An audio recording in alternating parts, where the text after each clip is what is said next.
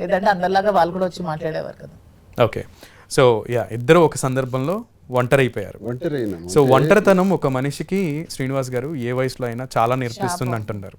So అసలు మీరేం నేర్చుకున్నారు అనేది మా ప్రేక్షకులకి తెలియచేయాలని నేను కోరుకుంటున్నాను. కుటుంబం నుంచి దూరం చేసేసిన తర్వాత, ఇంటికి తాళం వేసేసిన తర్వాత ఒంటరి జీవితాన్ని ఒక ఏడాది కాలం పాటు గడిపాను.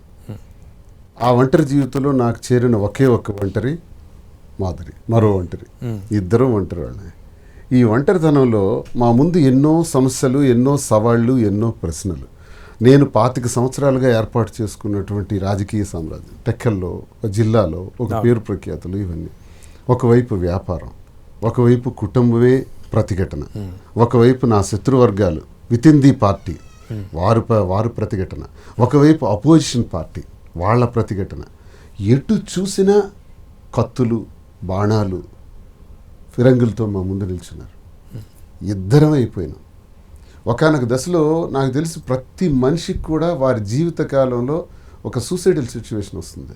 అదే ఎందుకు నేను బ్రతకాలి, ఇంకా చనిపోతే బాగున్నా అనే పరిస్థితి వస్తుంది.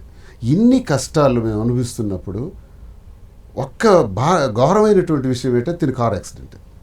ఆ కార్ యాక్సిడెంట్లో ఆ వెంకటేశ్వర స్వామి దయతో బ్రతికి బయటపడ్డాం.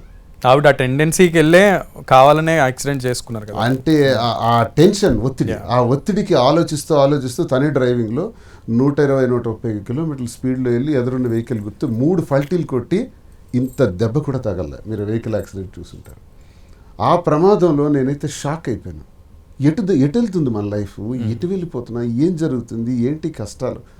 ఈ సమస్యల నుంచి ఒంటరిగానే నేను కొన్ని ఆలోచించి కొన్ని తీసుకున్న నిర్ణయాలు. సూసైడల్ టెండెన్సీ ఉండేవాళ్ళు ఏంటంటే సూసైడ్ చేసుకుందాం అనుకుంటారు. ఎన్నో అనుభవాలు చూసినటువంటి నేను మళ్ళీ పుట్టాం, ఈ జన్మకి కలెక్టర్, వచ్చే జన్మకి రాజకీయ నాయకుడు, మరో జన్మకి సినీ నటుడు అవుదాం అనుకోవడానికి మళ్ళీ పుట్టాం. మనం పుట్టేదే ఒక జన్మ, పుట్టినా తెలియదు, మళ్ళీ పుట్టిన ఆనవాళ్ళు ఈ భూమి మీద మనం చూడట్లేదు. కర్మ సిద్ధాంత ప్రకారం అంతా వస్తుందంటాం కానీ అది కూడా ఎవిడెంట్గా చూడలేకపోతున్నాం. మన చిన్న బ్రెయిన్స్కి అది సాక్ష్యం దొరకట్లా. సో నేనేమనుకుంటున్నానంటే ఈ పుట్టిన కాలంలో, ఈ తక్కువ సమయంలో మనం చనిపోవటానికి మనం ఎవరివి? జరగాల్సింది జరుగుతుంది, చెయ్యాల్సింది చేస్తున్నాం, చెప్పాల్సింది చెప్తున్నాం.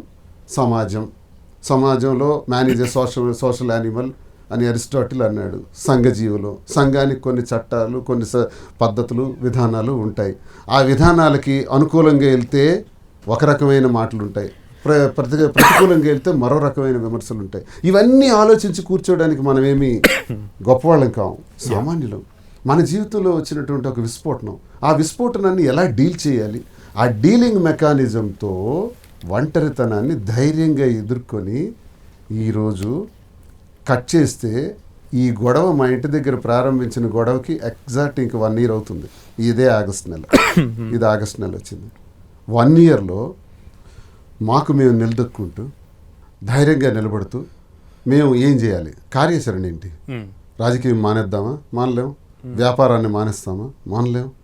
వచ్చింది ప్రతిపక్షం తాలూకా వేధింపులు కూడా చాలా తీవ్రంగా ఉన్నాయి.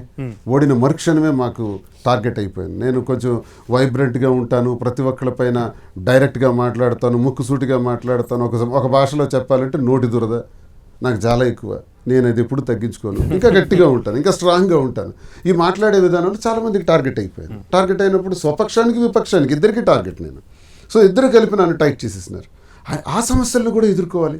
వ్యాపారాలు ఆగిపోయినాయి. ఈ సందర్భంలో మా ఇద్దరికి బాధ్యత ఒకటి ఉంది. మా పిల్లలు ఉన్నారు, వాళ్ళని చూసుకోవాలి. వీటిపైన మేము ఒక డెసిషన్ తీసుకొని మళ్ళీ ముందుకొచ్చి వ్యాపార రంగంలో అడుగుపెట్టి, ఆ వ్యాపార రంగం ఏం చేద్దాం అన్నది టెక్స్టైల్స్లోకి అడుగుపెట్టి, ఈమెకున్న అనుభవంతో ఆ అనుభవాలన్నీ తీసుకొని ఉన్న డబ్బుల్ని కొన్ని ఆస్తులు అమ్మి, ఆస్తుల ద్వారా వచ్చినటువంటి కూడగట్టుకుని మళ్ళీ వ్యాపారాల్లోకి వచ్చాం. 10 మందికి ఉద్యోగం ఇచ్చి ఒక వ్యాపార సామ్రాజ్యంలోకి అడుగుపెట్టి మరింత విస్తరింపజేసి మళ్ళీ రాజకీయాలను యాక్టివ్గా చేయడానికి జస్ట్ 1 year పట్టింది.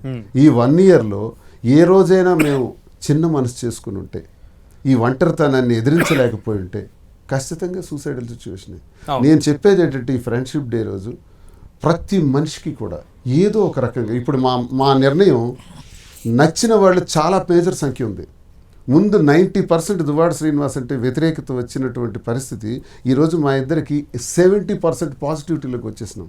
ఎందుకంటే మేము పెట్టిన వ్యాపారాల్లో ప్రజల తాలూకా సహాయ సహకారాలు తెలంగాణ కానీ ఆంధ్ర కానీ మా దగ్గరకు వచ్చి ఫోటోలు తీసుకొని సెల్ఫీలు తీసుకొని మీరు మాకు రోల్ మోడల్ అండి అని చెప్పి వెళుతుంటే అందులో ట్రోలర్స్ చేస్తున్న విమర్శలకి ఈ ఏడాది కాలంలో మమ్మల్ని వచ్చి కలిసే ప్రజలకి సంబంధం లేదు. మమ్మల్ని వచ్చి చాలా మంది మీలాగా ఓపెన్ అవ్వరు. సో ఎస్ ఆ ఓపెన్ అవ్వరు కాబట్టి చాలా మందికి నేను ధైర్యంగా ఇలా ఉండమంటాను. ధైర్యంగా చెప్పేది ధైర్యంగా బ్యాక్ సైడ్ ఉండమంటాను. మీకు వచ్చి మిమ్మల్ని అప్లాస్ చేస్తున్నారు. విద్యార్థి దశ నుంచి పెద్దయ్యే వరకు కూడా ఎన్ని సమస్యలు వచ్చినా ఎదుర్కొందాం. We are human beings, ultimately we are human beings. Of course let us be friends. అందరం కూడా స్నేహభావంతో వెళ్దాం, పాజిటివ్ యాటిట్యూడ్ డెవలప్ చేసుకుందాం, నెగిటివ్ యాటిట్యూడ్తో చంపుకోవద్దు, పాజిటివ్ యాటిట్యూడ్తో ప్రతిదీ వెళ్దాం. భగవంతుడు అందరికీ అన్ని మార్గాలు ఇస్తాడు, ఎవరిని విడిచిపెట్టడు. సో ఆ మార్గాన్ని మనం ఎంచుకొని ముందుకెళ్తే 100% సక్సెస్. ఇప్పుడు మాది స్టార్ట్ అయింది, ఇంకా మీరు చూస్తారు. Yeah. వ్యాపార రంగంలో కానీ రాజకీయ రంగంలో కానీ అందరికీ ఈ వ్యాపార రంగం రాజకీయ రంగం కంటే ఇప్పుడు మెయిన్ కాన్సన్ట్రేషన్ మీ ఇద్దరి మధ్య ఉన్న బంధం ఎంతవరకు కొనసాగుతుంది అనేది.